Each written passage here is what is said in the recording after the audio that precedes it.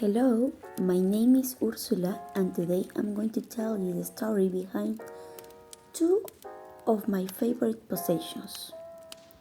If I have to choose among all my belongings, which one is my currently favorite, they would be my books. Yes, all of them. And I can choose one. Now I have about 100 books of all kinds.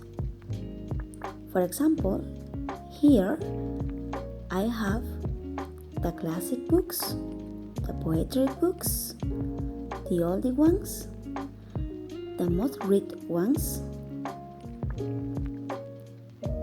the new ones, and the unread ones, of course. They are still in their plastic bag. They are my most treasured possessions because it took me a long time to collect them. Also, my books are original. For example, the small ones here are limited edition. Some of them were birthday presents from my parents and friends. These books have some monetary and sentimental value. I'm not going to lie, sometimes they are a mess, but that means I read them right. My books are the reason why I choose my career. They remind me my favorite hobbies and represent my home. Even if I moved, I would take them with me. I think I would never get rid of them. And if you want to read, so please come to my house. You will be my guest. Neil Gaiman, who wrote Coraline, said that a book is a dream that you hold in your hands. So, we are allowed to dream as many times as we want without sleep. Don't let anyone tell you that you can't do it. Now, I'm going to talk about an item that was my favorite long time ago and now it's my second treasured possession. And this is my Alcatel cell phone. It was my first cell phone in my life and I used it for almost 5 years.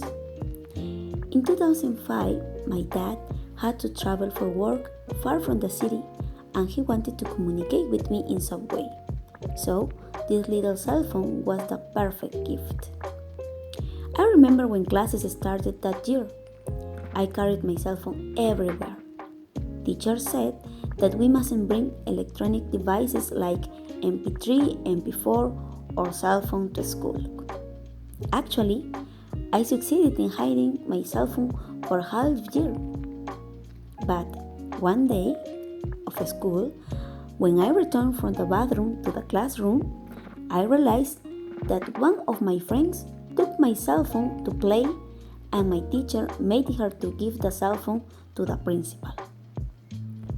I was shocked. I know, I was irresponsible because I was breaking the rules, but was confiscating my cell phone forever really necessary?